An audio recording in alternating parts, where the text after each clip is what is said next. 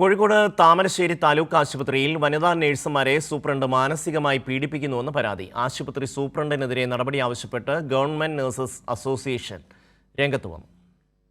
Thamarassery government taluk ആശുപത്രി സൂപ്രണ്ടിനെതിരെ ഗുരുതര ആരോപണവുമായാണ് നഴ്സുമാർ രംഗത്തെത്തിയത്. അഴിമതിക്ക് കൂട്ടുനിൽക്കാൻ തയ്യാറാവാത്ത നഴ്സുമാരെ മീറ്റിംഗുകളിൽ പരസ്യമായി ശാസിക്കുകയും ഭീഷണിപ്പെടുത്തുകയും ചെയ്യുന്നു. മോശമായി സംസാരിക്കുന്നു. അന്യായമായ കാരണങ്ങൾ പറഞ്ഞ് നിരന്തരം വിശദീകരണം തേടുന്നതായും നഴ്സുമാർ പറയുന്നു. സൂപ്രണ്ടിനെതിരെ നടപടി ആവശ്യപ്പെട്ട് നഴ്സുമാർ നടത്തിയ ധർണ KGNA സംസ്ഥാന വൈസ് പ്രസിഡന്റ് ഷീന KP ഉദ്ഘാടനം ചെയ്തു.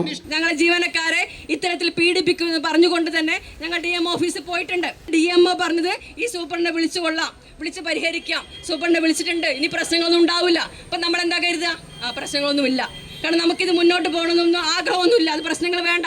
പക്ഷെ എന്താ ചെയ്തത്? തൊട്ടു പിന്നത്തെ ദിവസമാണ് ഈ മെമ്മോ കണ്ട് പേടിക്കുന്ന അത്തരത്തിലുള്ള ആളുകളെല്ലാം നമ്മൾ നേഴ്സുമാർന്ന് മനസ്സിലാക്കണം. ഒരു മെമ്മോന്റെ മുമ്പിൽ മുട്ടുപടക്കുന്നവരല്ല നേഴ്സുമാര്. മെമ്മോന് കൃത്യമായിട്ട് മറുപടി പറയാൻ നേഴ്സുമാർക്ക് അറിയാം.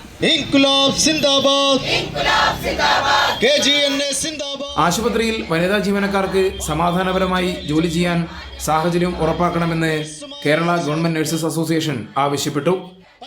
എന്നാൽ ആരോപണങ്ങൾ അടിസ്ഥാനരഹിതമാണെന്ന് ആശുപത്രി സൂപ്രണ്ട് ഡോക്ടർ ഗോപാലകൃഷ്ണൻ അറിയിച്ചു. കൈരളി ന്യൂസ്, കോഴിക്കോട്.